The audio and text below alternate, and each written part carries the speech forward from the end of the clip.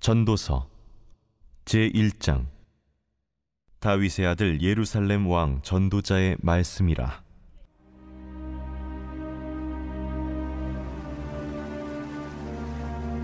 헛되고 헛되며 헛되고 헛되니 모든 것이 헛되도다. 해 아래에서 수고하는 모든 수고가 사람에게 무엇이 유익한가? 한 세대는 가고 한 세대는 오되 땅은 영원히 있도다. 해는 뜨고 해는 지되 그 떴던 곳으로 빨리 돌아가고, 바람은 남으로 불다가 북으로 돌아가며 이리 돌며 저리 돌아 바람은 그 불던 곳으로 돌아가고, 모든 강물은 다 바다로 흐르되 바다를 채우지 못하며 강물은 어느 곳으로 흐르든지 그리로 연하여 흐르느니라. 모든 만물이 피곤하다는 것을 사람이 말로 다 말할 수는 없나니, 눈은 보아도 족함이 없고 귀는 들어도 가득 차지 아니하도다. 이미 있던 것이 후에 다시 있겠고 이미 한 일을 후에 다시 할지라. 해 아래에는 새 것이 없나니 무엇을 가리켜 이르기를 보라, 이것이 새 것이라 할 것이 있으랴.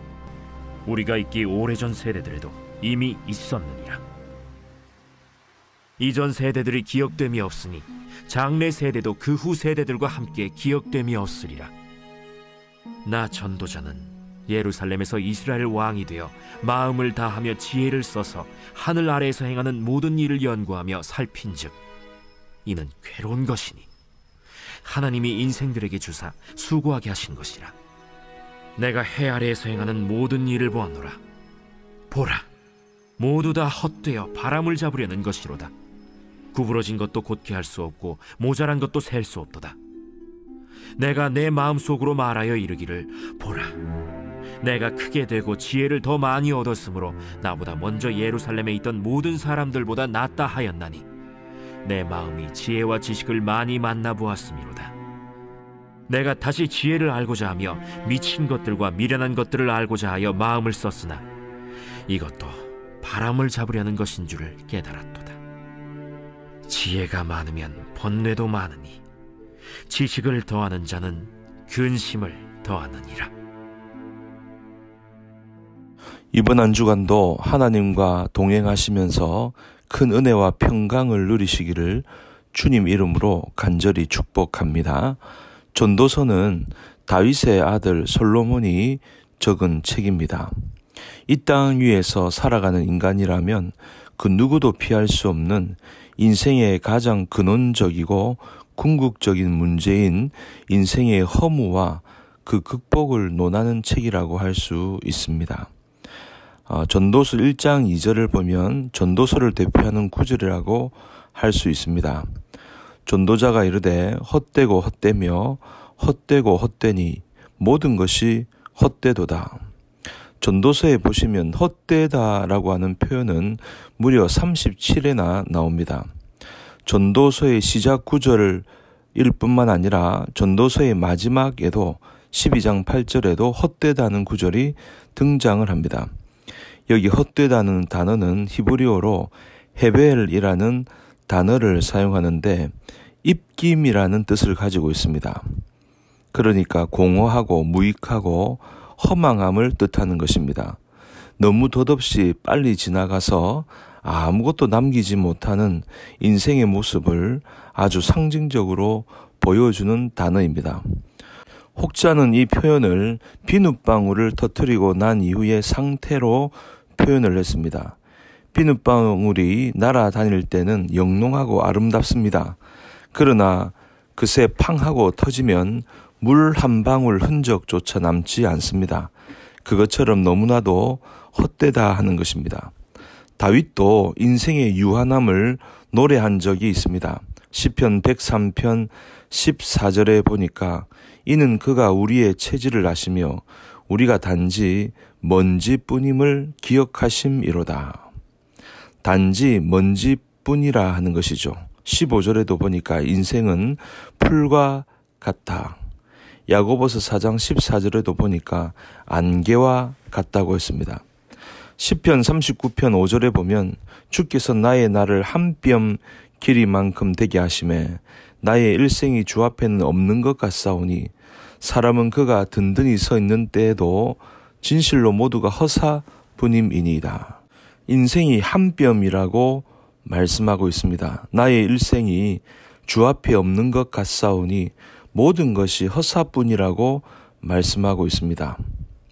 19세기 러시아의 작가 고글리라는 분이 있는데 단편소설 외투라는 작품을 썼습니다. 그 스토리는 너무나도 단순합니다.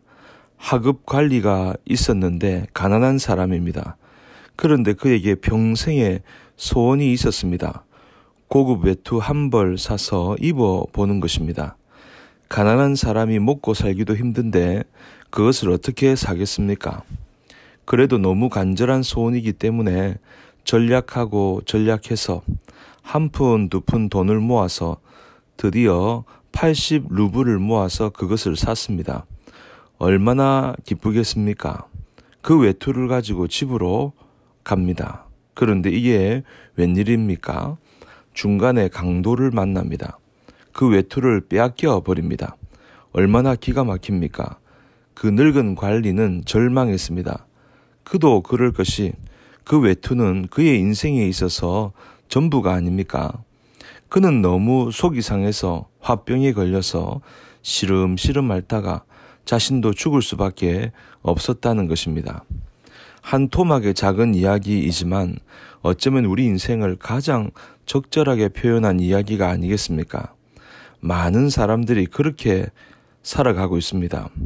세상에 헛되고 헛된 것들을 향해서 거기에다가 목숨을 걸고 또 그것 때문에 사람들과 원수가 되기도 하고 그렇게 자기 딴에는 열심히 살았는데 다 놓쳐버리고 자기도 떠나버릴 수밖에 없는 인생. 바로 그게 우리가 사는 인생이라는 것입니다. 여러분, 여기에서 우리가 말씀을 마치면 너무나 허무하겠죠. 그러면 어떻게 해야 됩니까? 인생이 허무하니까 막 살아야 하는 것입니까? 아니죠. 케세라 하면서 인생이 마지막이니까 마음대로 살아야 합니까? 아닙니다. 그러니까 우리는 연약하고 우리의 인생은 무상합니다. 그러나 반면에 우리 하나님은 영원하십니다. 무한하신 분이십니다. 그러니 유한한 우리 인생이, 연약한 우리 인생이 영원하신 하나님께 연결이 되면 거기에 소망이 있습니다. 승리의 길이 있습니다. 여러분, 오늘 우리가 그것을 붙잡으시기를 바랍니다. 영원하신 하나님, 변치 않으시는 하나님의 사랑을 받으면서 산다면 우리는 연약하고 부족한 인생이지만 우리는 복될 수가 있고 승리할 수 있고 존귀할 수 있고 빛나는 인생일 수 있습니다. 오늘 저와 여러분들이 영원하신 하나님에게 연결이 되어 붙들고 살아갈 수 있기를 우리 구주 예수님의 이름으로 간절히 축복합니다.